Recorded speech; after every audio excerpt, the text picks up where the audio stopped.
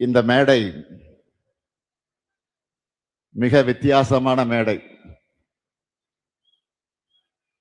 சில காலத்துக்கு முன்பு வர நம்முடைய அன்புக்குரிய சகோதரர் ஓபிஎஸ் அவர்கள் இந்த மேடையில இருப்பார்னு அவரே எதிர்பார்த்திருக்க மாட்டார்.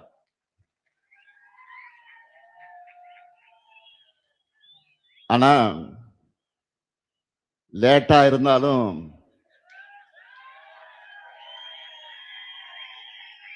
மக்கள் திலகம் எம்ஜிஆர் இருந்த தாய் கழகமான திராவிட முன்னேற்ற கழகத்திற்கு தான் திரும்பி இருக்கிறார்.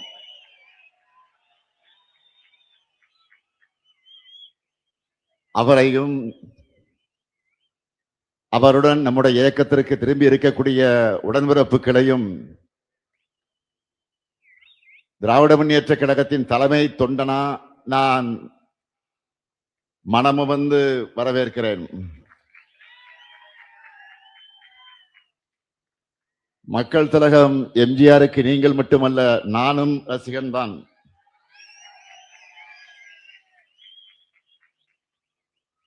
கழகம் எம்ஜிஆரை வளர்த்தது, அவரும் கழகத்தை வளர்த்தார். முத்தமிழறிஞர் கலைஞரை தலைவராக ஏற்றுக்கொண்டார். அப்படிப்பட்ட தாய் கழகத்துக்கு, தாயின் மடிக்கு நீங்க எல்லாம் திரும்பி இருக்கிறீங்க. மக்கள் திலகம் எம்ஜிஆர் அவர்கள் உருவாக்கின அதிமுக யாருக்கோ அடிமை சேவகம் செய்ய போனதுனால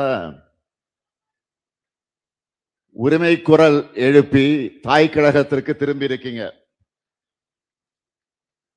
தடம் மாறாமல் திராவிட பாதையில பயணத்தை தொடரும் உங்களை எல்லாம் நான் வருக வருக வருக என்று வரவேற்கிறேன். பேரறிஞர் அண்ணாவின் பெயரை தாங்கியுள்ள இயக்கம் அவரையும் அவரது கொள்கைகளை மறந்து துரோகத்தினுடைய முழு உருவம் ஆனதுனால பேரறிஞர் அண்ணா தொடங்கிய இயக்கத்திற்கு நீங்கள் எல்லாம் வந்திருக்கிறீங்க. சுயமரியாதையின் கோட்டையான அண்ணா அறிவாலயத்திற்கு வந்திருக்கிறீங்க.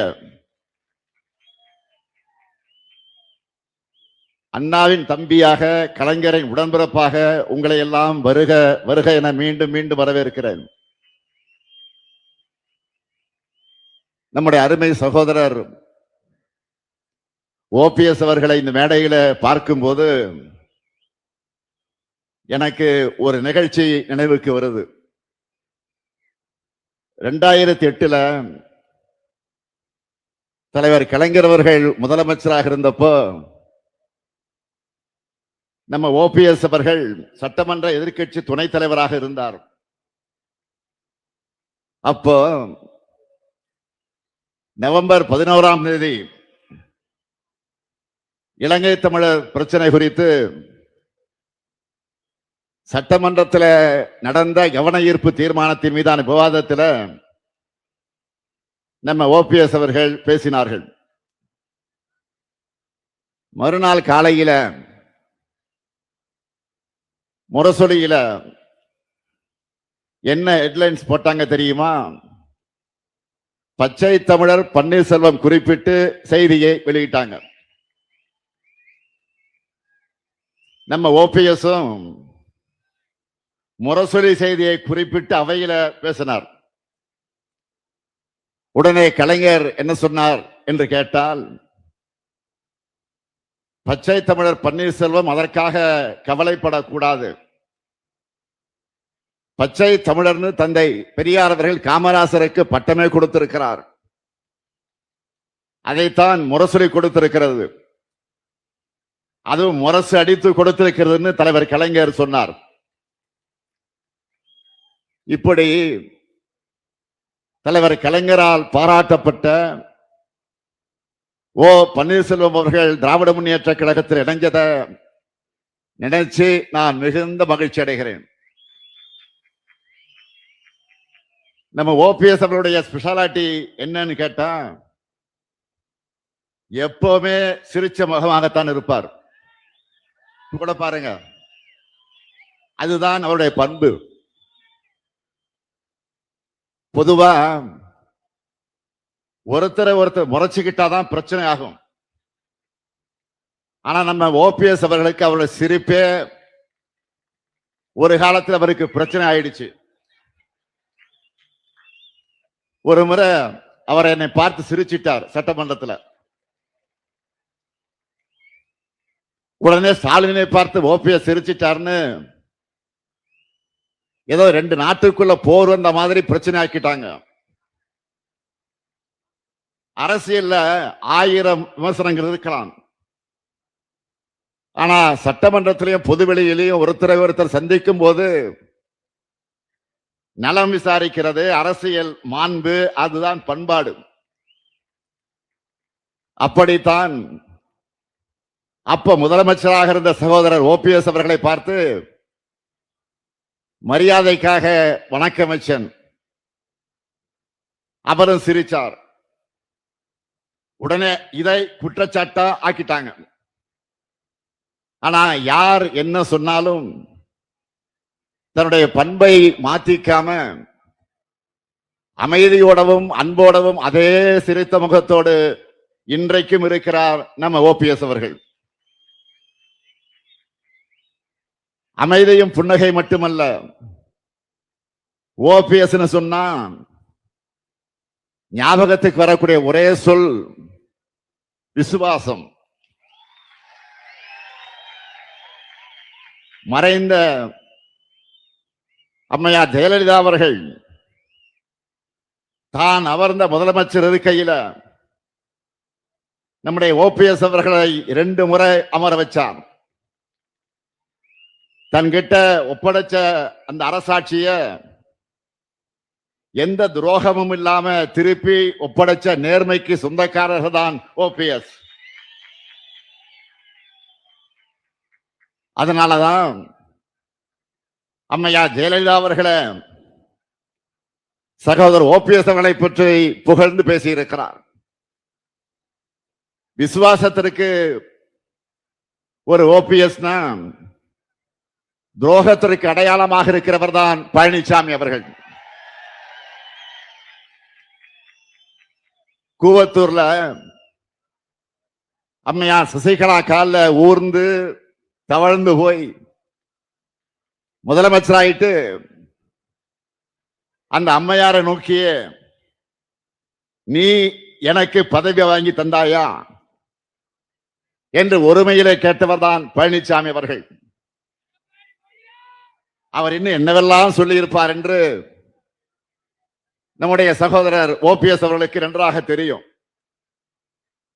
பழனிசாமி அவர்களை பொறுத்த வரைக்கும் தன்னை காப்பாற்றிக் கொள்ள எது வேண்டுமானாலும் செய்வார். அவருடைய உச்சக்கட்ட துரோகம் என்ன தெரியுமா? தன்னை காப்பாற்றிக்க மக்கள் திலக எம்ஜிஆர் உருவாக்கிய அம்மையார் ஜெயலலிதா அவர்களால் வளர்க்கப்பட்டிருக்கக்கூடிய இயக்கத்தையே இன்னைக்கு அடமானம் வச்சிருக்கிறார் பழனிசாமி. பழனிசாமி என்ன நினைக்கிறார்னா, பாஜக தனக்கு நல்லது செய்யும்னு நினைக்கிறார். உண்மையிலேயே பாஜக யாருக்கும் நல்லது செய்யாது. இன்றைக்கு கூட நீங்க செய்திகள்ல பார்த்திருப்பீங்க. நாளைக்கு மகளிர் தினத்தை அடிப்படையாக வச்சு இன்னைக்கு சிலிண்டர் விலைய 60 ரூபாய் உயர்த்தி மகளிருக்கு பரிசு கொடுத்திருக்கிறாங்க. கடந்த 2024ஆம் ஆண்டு 100 ரூபாய் குறைச்சது தேர்தலுக்கான பம்மாத்துன்னு நிரூபிச்சிருக்கிறார் பிரதமர் மோடி அவர்கள். 2024ல கோடிக்கணக்கான குடும்பங்களோட நிதி சுமையை குறைக்கிறோம்னு 100 ரூபாய் குறைக்கிறோம்னு சொன்னவர் இன்னைக்கு எதுக்கு சுமைய ஏற்றி இருக்கிறார்? வார்த்தைக்கு வார்த்தை நாரி சக்தின்னு சொன்னவங்களுக்கு இன்னைக்கு அந்த பெண் சக்தி கண்ணுக்கு தெரியலையா? பெண்களுக்கு அதிகாரம் அளிக்கிறதா சொல்லிட்டு வாக்கு திருட்டு மாதிரி அவங்களுடைய பணத்தையும் பறிக்கிறது நியாயமா? 2024 பெண்களுடைய நல்வாழ்வுக்கு காமிச்ச போலி அக்கறை 2026 எங்க போச்சு? பாஜகவை பொறுத்த வரைக்கும் மக்களுக்கு நல்லது செய்ய விட மாட்டாங்க. இதை உணர்ந்ததாலதான் எலெக்ஷனை காரணம் காட்டி மகளிர் உரிமை தொகையை முடக்க நினைச்ச சதியை முறியடிச்சு 3 மாதங்களுக்கான உரிமை தொகையை முன்பணமாகவும் 2000 ரூபாயை கோடைக்கால சிறப்பு நிதியாகவும் சேர்த்து 1,31,00,000 மகளிருக்கு 5,000 ரூபாய் வழங்கியிருக்கிறோம். அது மட்டுமல்ல, திராவிட மாடல் 2.0 கலைஞர் மகளிர் உரிமை தொகையை 2,000 ரூபாயாக உயர்த்துவோம்னு அறிவிச்சிருக்கிறோம். மக்களுக்காக பார்த்து பார்த்து திட்டங்களை தீட்டி நன்மைகளை செஞ்சு மக்களுக்கு கொடுத்தா அதுதான் திமுக. மக்களை பற்றி கவலைப்படாம மக்கள் கிட்ட இருந்து எல்லாத்தையும் பறிச்சா அது பாஜக.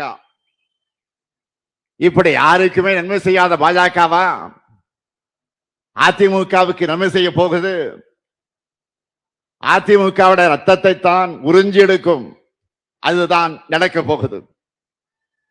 இதுல பழனிசாமிக்கு ஏதாவது டவுட் இருந்தா இதுக்காவது அவர் கொஞ்சம் தலையை தூக்கி பீகார்ல நடக்கிறத பார்க்கணும். 10 முறை முதலமைச்சராக இருந்த மாண்புமிகு நிதிஷ்குமார பாஜக பந்தாடிச்சு.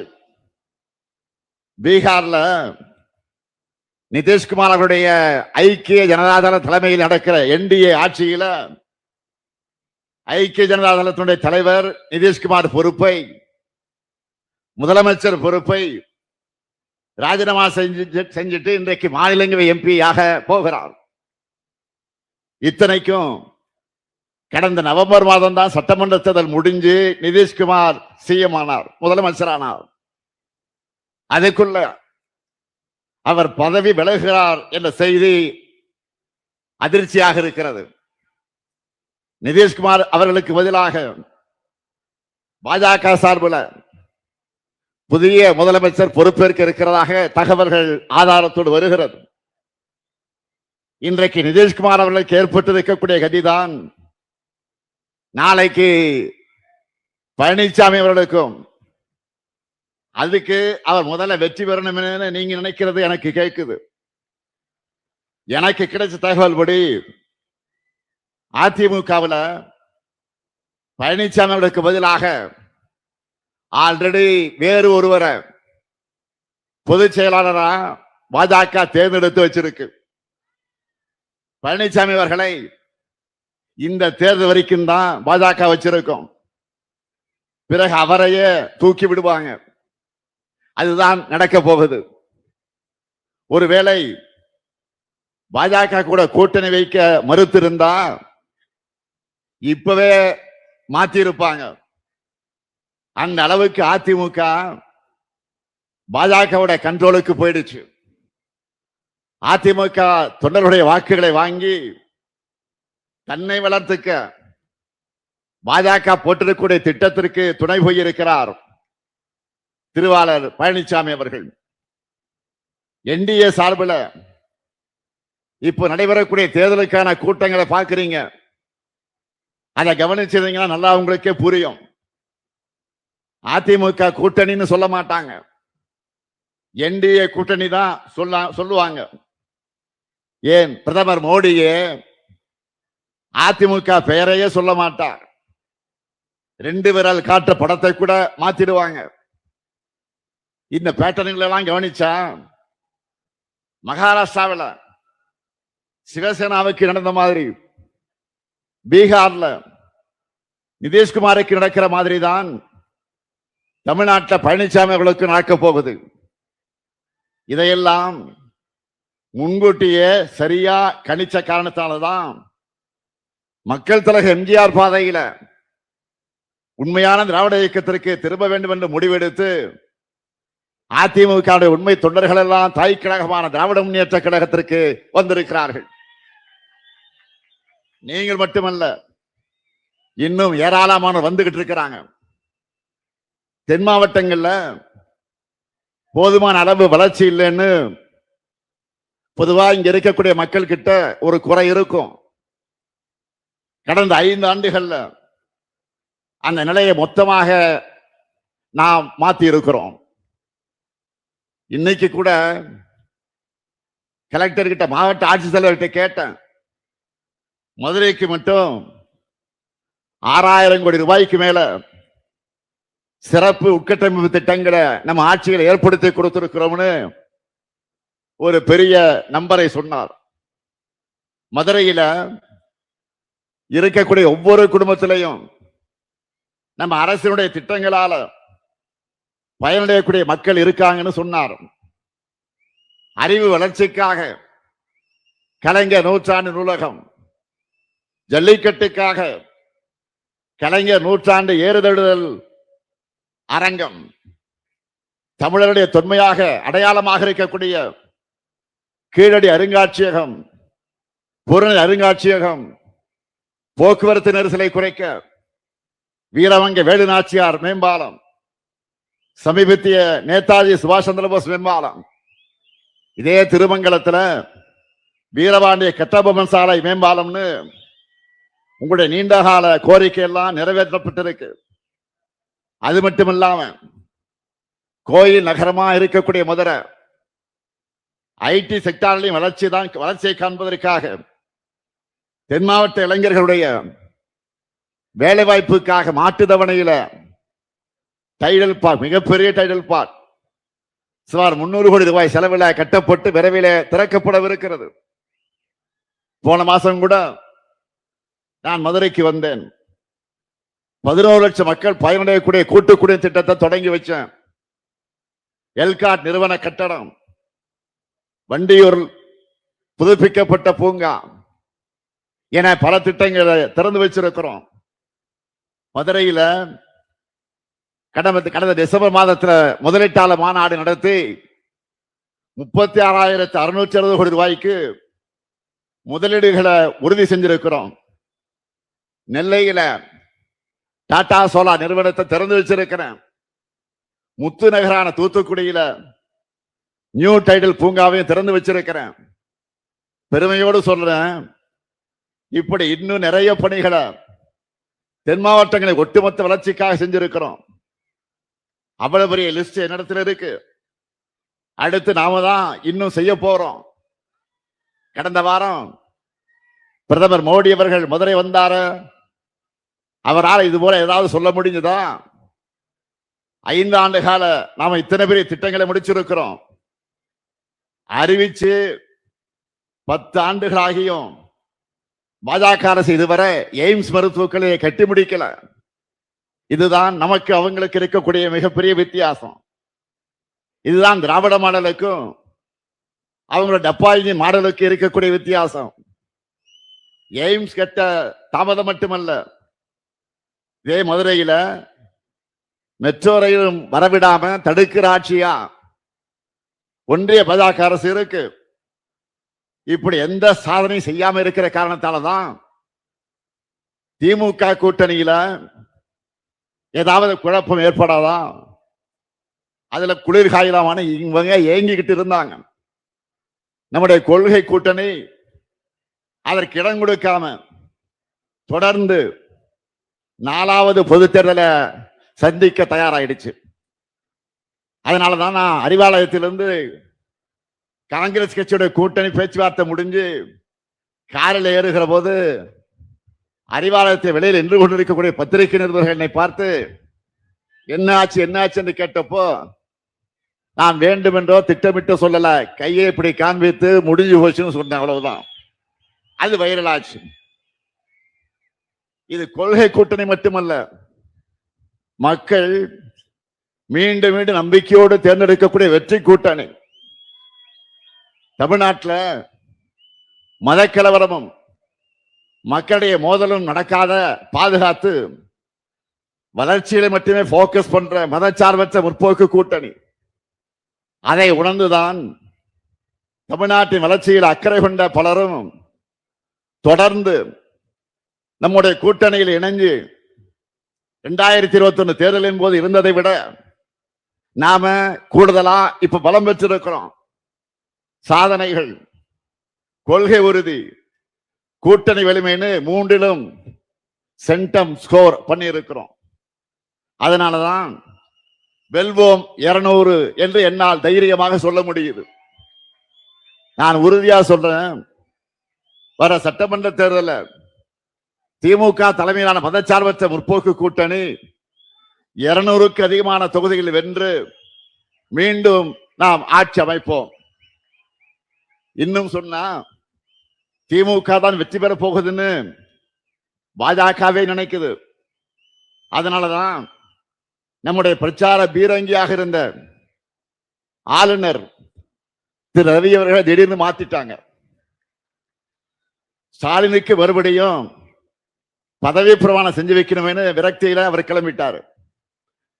ஒன்றிய பாஜக அரசை கேட்கிறேன், எலெக்ஷன் முடிகிற வரைக்கும் ஆளுநர் ரவியை மாத்தாதீங்கன்னு நான் எத்தனை வாட்டி கோரிக்கை வச்சிருக்கிறேன்.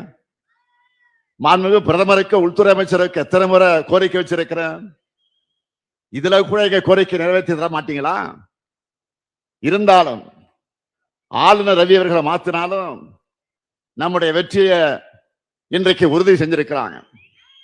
இப்படிப்பட்ட அரசியல் சூழல் தான் கழகத்தை நோக்கி இன்றைக்கு எல்லோரும் வந்திருக்கிறீங்க. 10 தோல்வி பழனிசாமி கட்சியில் இருந்து வெல்லும் திமுகவுக்கு வந்திருக்கிறீங்க. உங்களுக்கு ஏராளமான தேர்தல் வேலைகளை காத்திருக்கு. நம்ம கூட்டணியுடைய வெற்றிக்காக கடுமையாக உழையுங்கள். 200 தொகுதிக்கு மேல நாம வெற்றி பெறணும். உங்க உழைப்புக்கு நிச்சயம் அங்கீகாரம் கிடைக்கும். அண்ணன் ஓபிஎஸ் அவர்களோடு இணைந்துள்ள அனைவரையும் நான் மீண்டும் மீண்டும் தலைமை கழகத்தின் சார்பில், ஏன் நம்முடைய நெஞ்சில் குடியிருக்கக்கூடிய தலைவர் கலைஞர் அவர்களின் சார்பில் மனதார வருக வருக வருக என வரவேற்று வெல்வோம் ஒன்றாக விடைபெறுகிறேன். நன்றி, வணக்கம்.